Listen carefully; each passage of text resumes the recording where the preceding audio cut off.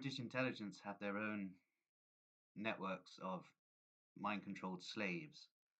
Indeed, there are many women used as mind controlled slaves by British intelligence networks, and their fertilized eggs, zygotes, are harvested for the royal family's genome project. Indeed, the British royal family are Frankist bloodliners and are part of the wider Frankist aristocracy that dominates the Western world and most of Europe and the Russian Federation. Indeed, these networks of mind controlled slaves are used for espionage purposes as couriers and for general experimentation, and as I've stated, for the Royal Genome Project.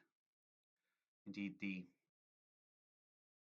Frankist royal family are rather scared that their bloodline is descending into idiocy due to the corrupted bloodline and very close breeding with family members. And this has led to an attempt to create the perfect family and a wider aristocracy as well, not just the royal family's bloodline itself, but various other bloodlines around it are using these harvested zygotes of mind controlled women that the intelligence services have selected to attempt to create a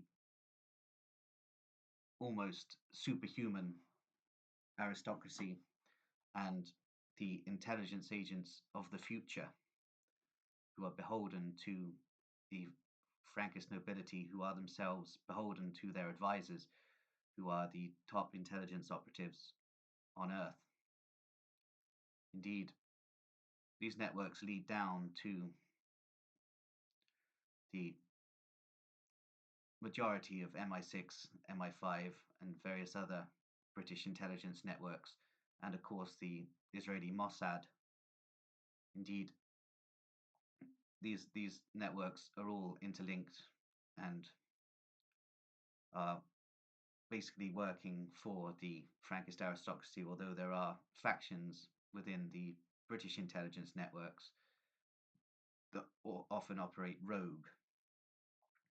However, there doesn't seem to be much attempt, even by rogue factions of British intelligence, to expose the machinations of the British intelligence services and the royal family, basically.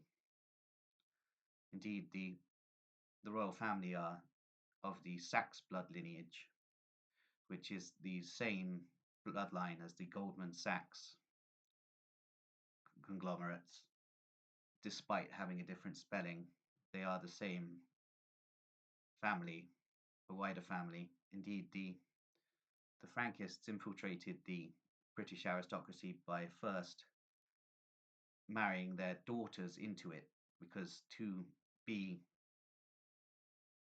of pure Frankist blood, and at the time this also was relevant to proto-Frankism in its various forms,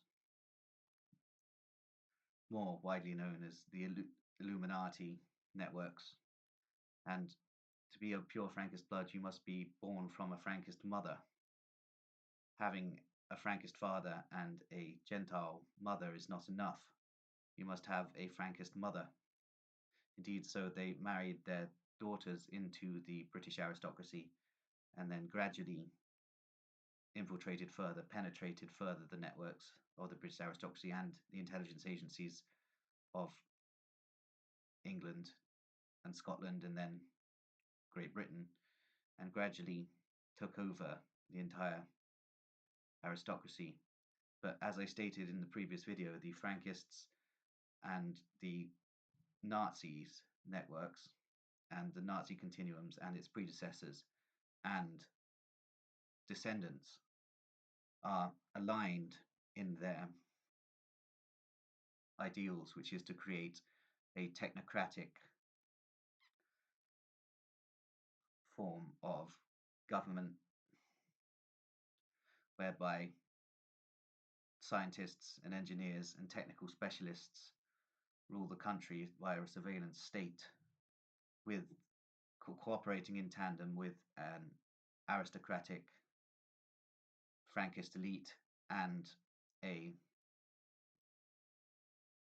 state corporate oligarchy.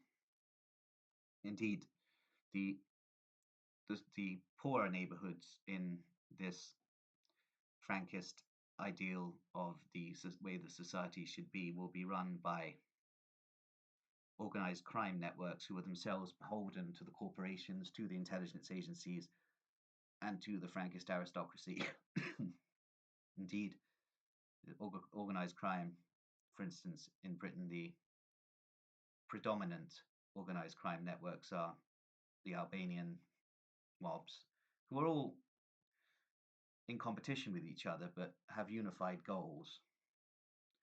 And they are basically the lackeys of the royal family and the Frankist elite and the British intelligence services, who are not very pleasant people. Indeed, here in Wiltshire itself, the biggest drug cartel is a conglomerate of factions of military intelligence and local law enforcement. Indeed, the Albanian mob isn't too visible here, but the factions of military intelligence and local law enforcement make up for that and basically dominate the show, all beholden themselves to the elite intelligence operatives around the crown and Frankist CEOs of major corporations and various networks of the British Security Services, MI5, and the Secret Intelligence Service, i.e., MI6, also linking to the networks of the Masonic lodges, which are covers for intelligence operations, who carry out mind control operations, especially on schizophrenics, who they deem as their worst enemy. Indeed, due to the nature of the intelligence services and the hierarchy of the intelligence services having so many psychiatrists at the apex of its networks, they are very scared of schizophrenics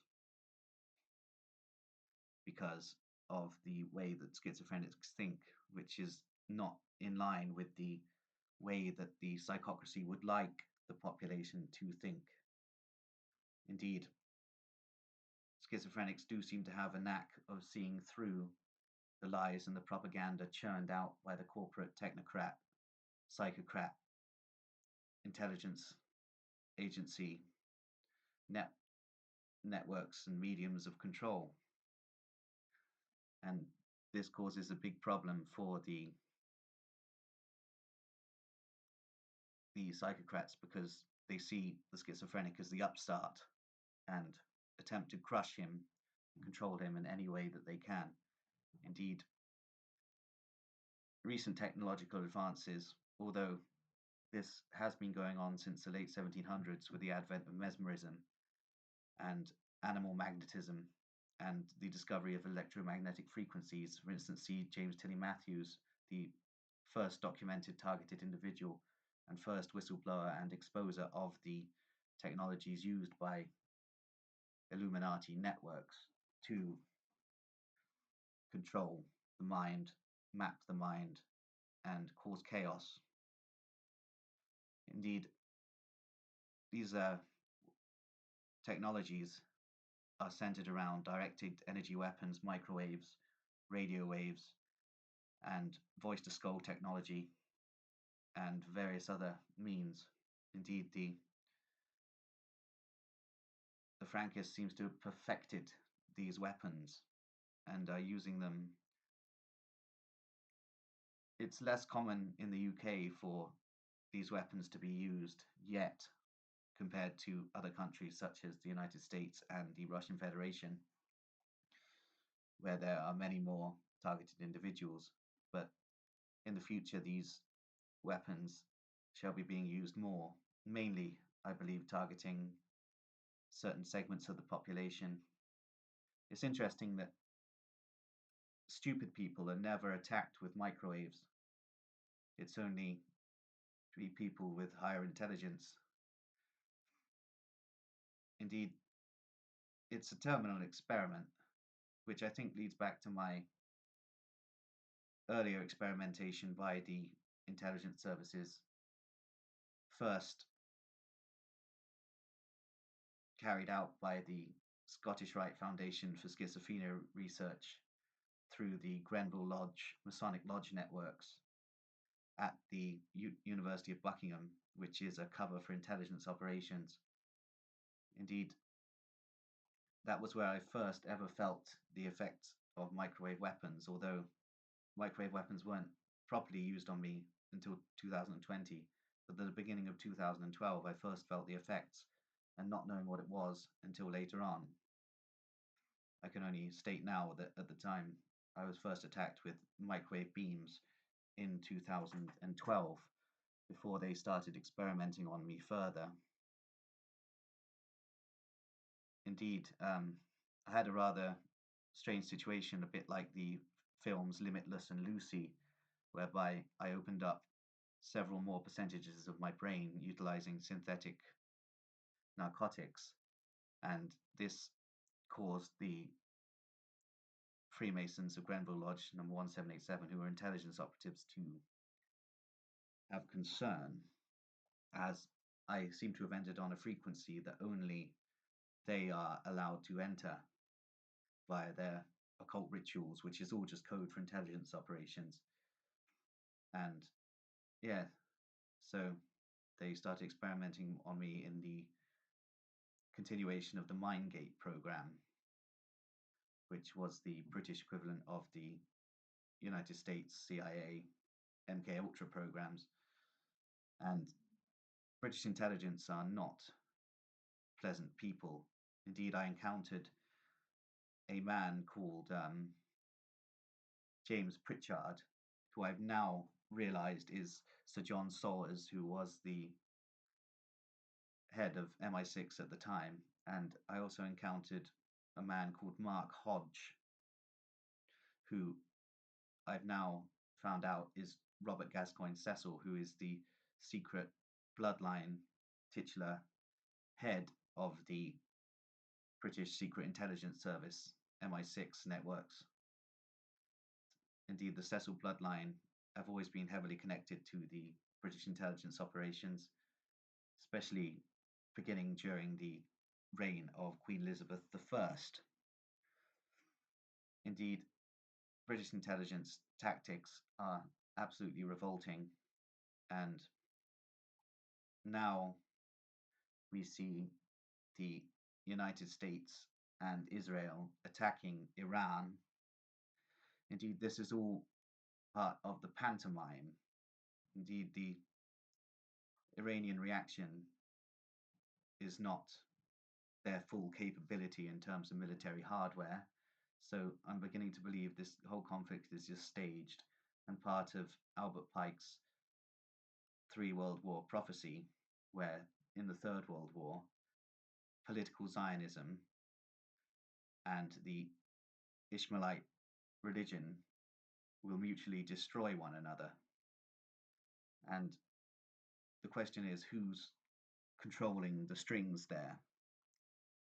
It's these networks that I talk about. Indeed, returning to the British intelligence role, it seems now that the eugenicist agenda is going to come more to the forefront of the British intelligence planning. Indeed, the National Association for Mental Health was set up by a network of Nazi doctors and British Tavistock Institute linked doctors, many of whom were double agents for both MI6 and the Abwehr. And it was funded by Sir Montague Norman, who was the head of the Bank of England. And all of these Nazi and Frankist networks have an intrinsic connection to the crown of the United Kingdom of Great Britain and Northern Ireland. And it's interesting to see where the lines are all co-joined here. Anyway, I'm going to leave it there for now.